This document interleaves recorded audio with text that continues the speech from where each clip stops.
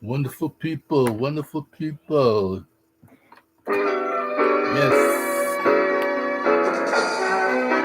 The story of two great women. Yes. Suffering and pain. But their legacy lives on. And we are the beneficiary of their legacy even today. So, we're about to tell you this message. So important today. So, let's get into it. All right now.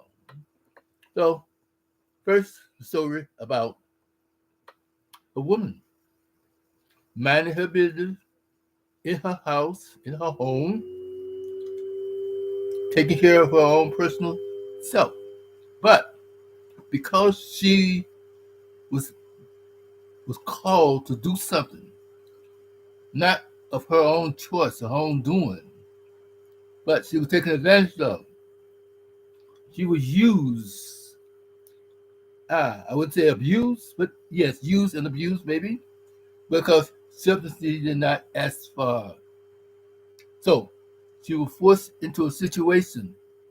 Just so happened, this situation because of her status that was, right? A man wanted her, a man that was already married. So it made her commit adultery. But the point of it is that after the man used her in that position, that place, had her husband killed even, and then brought her into the kingdom, and the name was David, King David, yes, had her brought into the palace.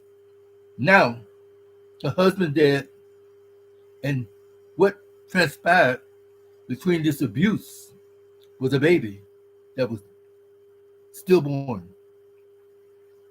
So now she's in a place where she had to buy her time to get affection.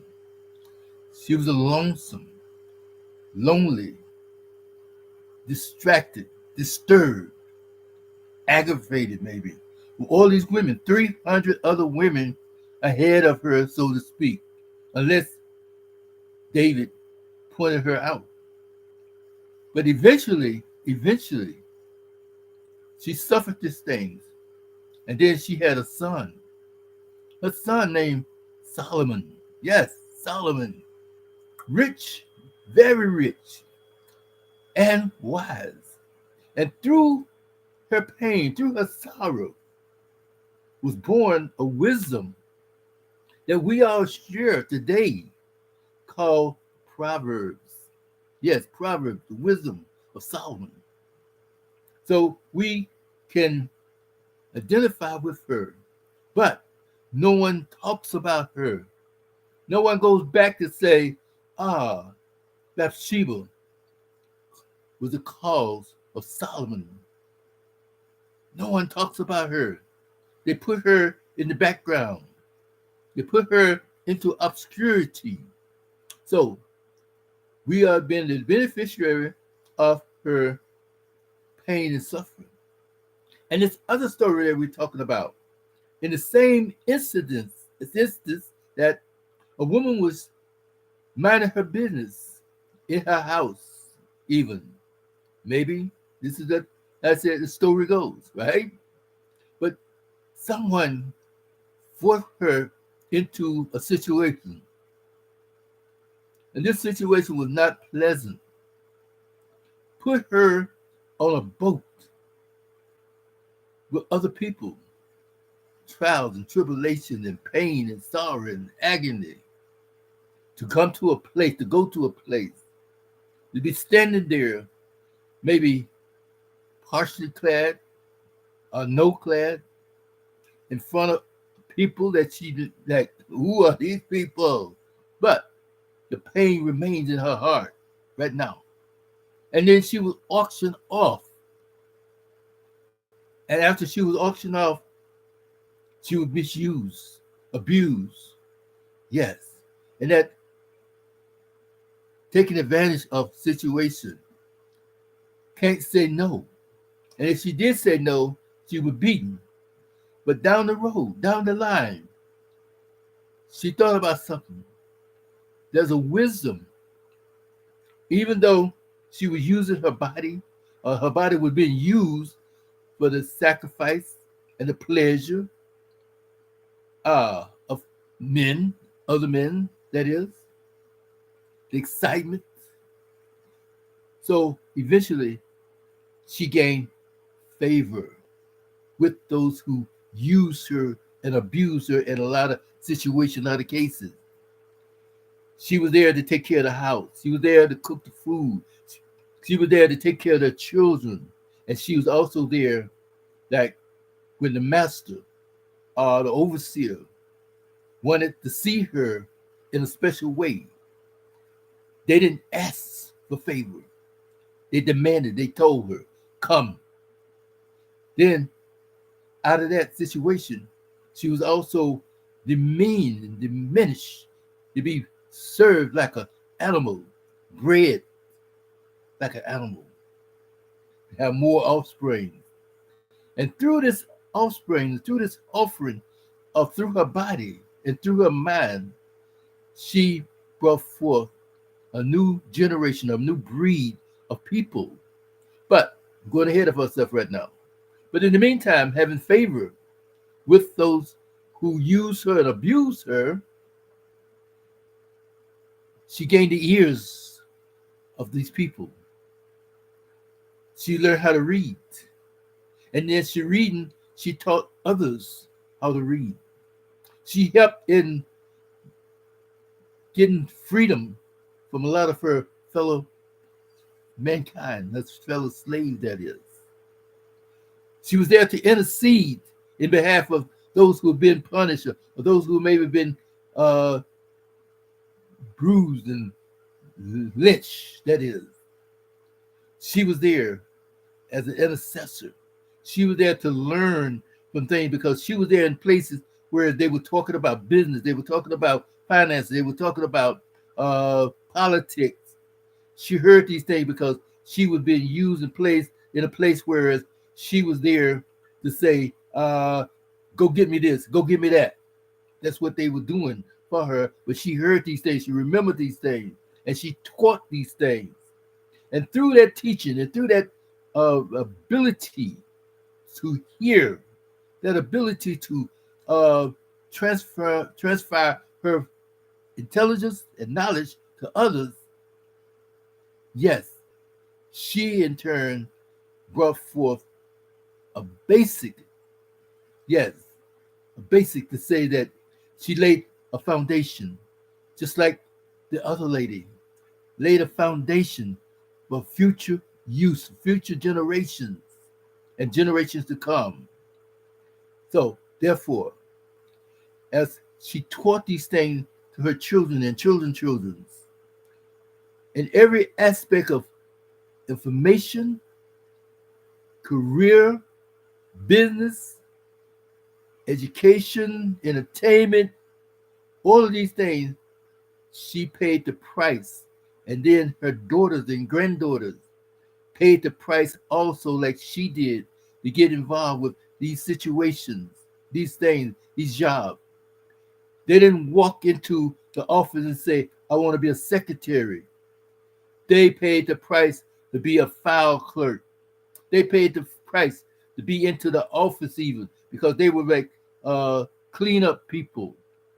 They were their servants and more servants. That is, they were there the factory workers, field hands, and all of these things that you could do in a demeaning type of labor. But she moved up into favor and learned these things. And now she taught these things. And because of her teaching, because of her information, and because that she sacrificed, the sacrifice that she put forth was the same sacrifice that Sheba did. The sacrifice that bring forth a new generation, bring forth new information. Now, her offspring, Not only are they just file clerks, not only are they just clean up people, but they are business people. They are now owners. They are now rich. They are now advanced in education, in politics. All of these things came about.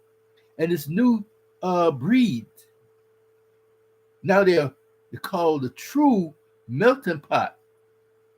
The melting pot of Irish, Polish, French, different ones, Greek, however, wherever, whoever. All right, these are new generation. So therefore, people, don't overstate her. Don't undermine her. Don't just put her in a place of obscurity. Don't put her in a place where it's, you deny her and you're ashamed of her. No, that was grace. God created a new breed of people through her. And that's grace, that is. So that the benefits of what she went through is shared and can be used for his glory. But are we listening? Are we paying attention? Are we taking advantage? Are we in denial? Are we holding back of the goodness that he has given us through these women? Can we just at one time understand these things? Don't be ashamed of what they happen. Be ashamed of what we do, not to take advantage of the situation that was presented to us, and is been presented to us even now. We should be ashamed. We should be in that place of guilt, that place of fear, that place of how to say, not wanting to like advance, but we have given up. We've set our life aside because these people, these wonderful people, have sacrificed their bodies for us. And through their womb, a new generation has been brought forth. A new generation. And now we are not together. We are not being there to say, oh, look, that we are something special. We are unique, for real unique. But in the meantime, let us stop overlooking her. So we just left a situation called Black History Month. And in the meantime, after this new breed of people have been brought forth, society didn't know what to call them. First they call them mulattoes, then they call them colored, then they call them Negroes, then they call them black, then they call them Afro-Americans. What are they? They are people of the country. So why go through all of these different nationalities and different things? Just like a person come from France. I'm French. Hey, you could be any color. So this is why her people, her generation, her legacy, all colors, all hues, and all beautiful. The rainbow effect, the true rainbow effect, that is. So let us come to understand and to know that God is so good, and how he can take what was meant to be evil to bring it around to his good, and to give us that grace, because we're told to grow in grace and in the knowledge, because grace is favor. Grace is favor. And God's favor towards us is beyond measure, that we can go forth now and do the mighty work that we're called to do each and every day, to live, to love, to give wisdom and understanding. And then one of the best things that he brought forth to us is that forgiveness is a must. Forgiveness is a must. So if you must advance, if you must understand the trial and tribulation of what will happen, forgive, forgive, and then love. Love until it hurts, but have true love. Understand what love is. Understand the truth about love, and then apply love each and every day so that her sorrows can turn into joy, even in the afterlife. Even in the afterlife, let her rejoice. Let her rejoice in the glory that she didn't ask for, but she endured. She endured. Because if she hadn't gone through these things, this situation, who knows that, hey, they brought us in on the boat, they can take us out through the bullet. No one could have been left alive. But now, hey, because of the grace and because of the mercy and because of the pain and the sorrow that was shared by her, by these women. And wow. So therefore, while you're celebrating different situations, different days, different events, different things that came about, your traditions, think about that woman. Think about those women. Think about all women who had to endure the pain, endure the suffering of abuse. And now they need healing. So help them to heal. But be the man. Be that person of strength. Be that person of truth. Be that person of love and joy. Be that person of compassion. Be that person that says, I am a leader. I am a leader. Yes. Because leadership is so important. And this is another reason why we are faced with so many different problems and issues in our life, in our relationship, in our marriage, and in our family life. Because we have not taken advantage of the truth and the knowledge that was presented to us and for us. So with that in mind, wonderful people, I just want to bring in here to let you know that her suffering was not in vain. Was not in vain. So therefore, wonderful people, I thank you. Ah, and now, through all of this, and through the pain, and through the suffering, I am Michael Jones. Desire to excel at People in Love, peopleinlove.com. Overcoming and defeating porn, infidelity, depression, and addiction, and especially sexual addiction. And they said, why are you always talking about sex? Well, if it wasn't for sex, you wouldn't be here. So let's cool, let's chill.